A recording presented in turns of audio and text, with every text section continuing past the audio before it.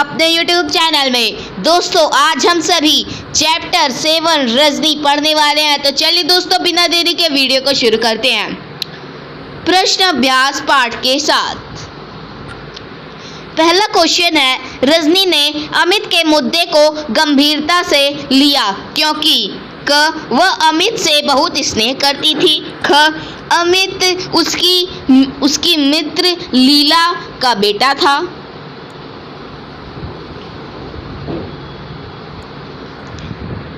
ग वह अन्याय के विरुद्ध आवाज उठाने के लिए सामर्थ्य रखती थी। घ उसे अखबार की सुर्खियों में आने का शौक था। उत्तर, रजनी ने अमित के मुद्दे को गंभीरता से लिया क्योंकि वह अन्याय के विरुद्ध आवाज उठाने की सामर्थ्य रखती थी। ऑप्शन नंबर ग सही है। दूसरा क्वेश्चन है, जब किसी बच्चा कमज़ोर होता है तभी उसके माँ बाप ट्यूशन लगवाते हैं। अगर लगे कि कोई टीचर लूट रहा है तो उस टीचर से ना ले ट्यूशन, किसी और के पास चले जाएं। यह कोई मजबूरी तो है नहीं। प्रसंग का उल्लेख करते हुए बताएं कि यह संवाद आपको किस सीमा तक सही या गलत लगता है। तर्क दीजिए।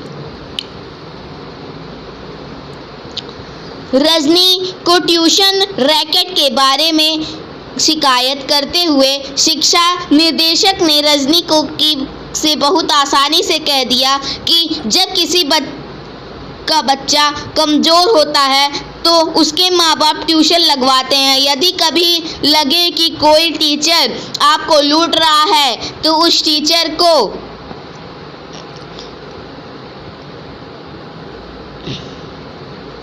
से ना ले ट्यूशन, किसी और के पास चले जाएं। यह तो मजबूरी तो है नहीं।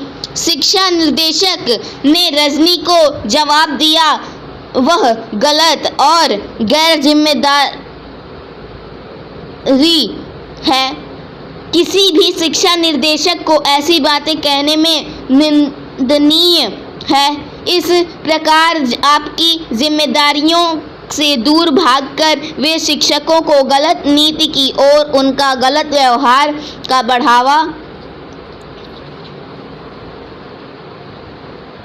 दे रहे हैं। तीसरा, तो एक और आंदोलन का मसला मिल गया, फुसफुसाकर कहीं गई यह बता। पहला, किसने किस प्रसंग में कही। दूसरा, इससे कहने वाले किस मानसिकता का पता चलता है। पहले का उत्तर है, रजनी के पति एक पेरेंट मीटिंग के दौरान यह बात कही। रजनी ने अपना भाषण देते समय निजी विद्यालयों के शिक्षकों को समस्याओं का वर्णन किया। कुछ शिक्षकों को अधिक वेतन पर हस्ताक्षर करवा के कम वेतन दिया जाता है। शिक्षकों के साथ हो रहे हैं इस अन्याय को पर्दाफाश करने के लिए रजनी उन्हें आंदोलन चलाने का सलाह देती है। दूसरा, इससे कहने वाले की मानसिकता सामाजिक जिम्मेदारी के प्रति उदासीनता का दर्शाती है। प्रश्न नंबर 4 है, रजनी धारावाहिक की इस कड़ी में मुख्य समस्या क्या है। क्या होता अगर। पहला, अमित का पर्चा सचमुच खराब होता। दूसरा, संपादक रजनी का साथ न देता। उत्तर क, अगर अमित का पर्चा सचमुच खराब होता तो ट्यूशन रैकेट का पर्दाफाश नहीं होता। ख, यदि संपादक रजनी का समर्थन नहीं किया होता तो रजनी की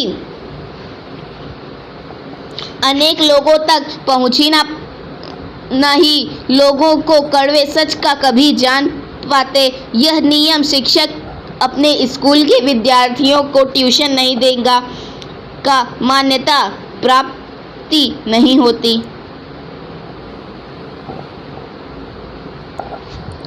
प्रश्न अभ्यास पाठ के आसपास। 5वां है, गलती करने वाला तो है ही गुनहगार, पर उसे बर्दाश्त करने वाला कम गुनहगार नहीं होता। इस संवाद का संदर्भ में आए सबसे ज़्यादा किसे और क्या गुनहगार मानते हैं? उत्तर, गणित के शिक्षक के इस संवाद के मामले में सबसे बड़े दोषी हैं। लेकिन ये कहना भी गलत नहीं कि जिन छात्रों को उनके माता पिता आंखें बंद करके साथ होने वाले अत्याचारों को झेल रहे हैं वह भी कम दोषी नहीं है। शिक्षक अपने छात्र को ट्यूशन लेने के लिए डराता धमकाता है और मनाने का काम अंक देता है, और यदि छात्र इस अन्याय को सहन कर लेता है तो वह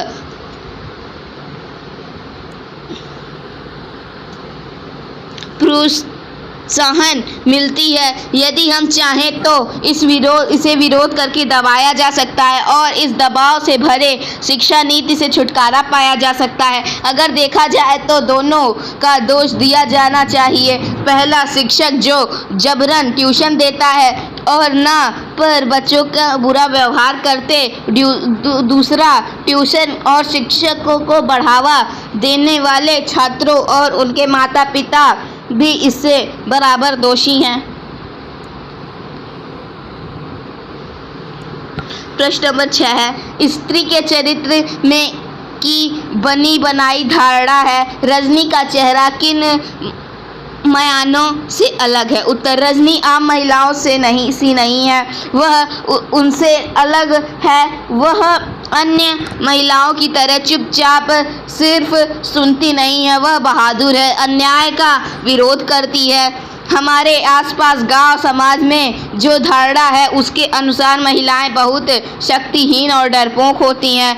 वे अन्य का विरोध नहीं करती और संघर्षों से दूर रहती हैं। रजनी इन सब की विपरीत है, वह संघर्षशील और निडर व्यक्ति है जो हर स्त्री के लिए मिसाल है। वह अपने सामने होने वाले किसी अन्याय को सहन नहीं करती। उसके पति द्वारा गलती करने पर वह भी डांट लगा देती है। उसके लिए अभी एक समान है, गलत हो तो गलत, और सदैव अपनी बात पर दृढ़ रहती है। ट्यूशन रैकेट के बारे में रजनी को अधिकारियों से विरोध जाहिर करती है। वह ट्यूशन रैकेट का विरोध में न्याय के लिए जन आंदोलन खड़ा कर देती है। 7वां क्वेश्चन है, पाठ के अंत में मीटिंग के स्थान पर विवरण कोष्ठक में दिया गया है। यदि इसी दृश्य को फिल्माया जाए तो आप का निर्देश देंगे? उत्तर, यदि मीटिंग दृश्य फिल्माया जाए तो हम निम्नलिखित निर्देश देंगे। बैठक के पीछे एक मंच तैयार होना चाहिए और उस पर लिखे एजेंडे के साथ बैनर भी होना चाहिए। मंच के एक माइक पर कुर्सी, पोडियम के साथ साथ पीने का पानी, चश्मा आदि होना चाहिए। सभा स्थल में आने और जाने वालों लोगों को जोश और उत्साह होना चाहिए। रजनी के अपने संवादों को पूरी तरह याद रखना चाहिए। यह ध्यान रखना बहुत महत्वपूर्ण है कि लोगों या दर्शकों को भीड़ को ताली बजाने के अंतराल के बारे में पता है और ताली को समय समय पर बजाना चाहिए।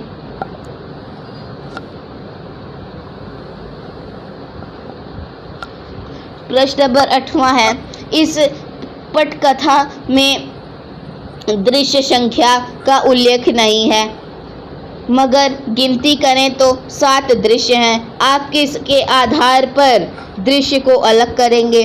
उत्तर, स्क्रिप्ट में कई दृश्य संख्या नहीं है, लेकिन दृश्य में अलग अलग दिए हैं। हम उन दोनों दृश्यों को साथ के स्थान पर परिस्थितियों के आधार पर सभी दृश्यों को अलग करेंगे।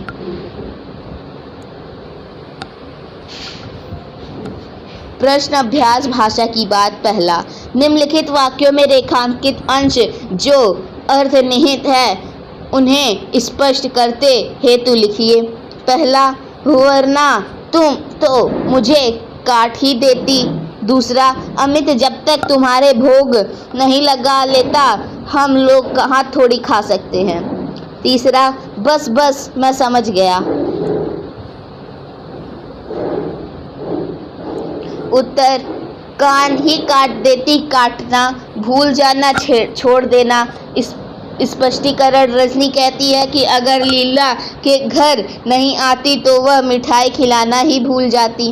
ख, भोग नहीं लगाना, भोग लगाना, भोजन का पहला भाग देना, चढ़ाना, चखना। स्पष्टीकरण, लीला कहती है कि अमित किसी और को तब तक नहीं खिलाता जब तक तुम्हें भोग नहीं चढ़ा देता। ग, बस बस पर्याप्त हुआ और अधिक की आवश्यकता नहीं, अधिक कहने की आवश्यकता नहीं। स्पष्टीकरण, संपादक कहते हैं कि मुझे ज़्यादा कहने की ज़रूरत नहीं, पूरी बात समझ गया हूँ। थैंक यू दोस्तों, आज के लिए बस इतना ही। और हाँ दोस्तों, अगर आप हमारे चैनल पर पहली बार तो प्लीज़ हमारे चैनल को लाइक एंड सब्सक्राइब जरूर करें। जय हिंद।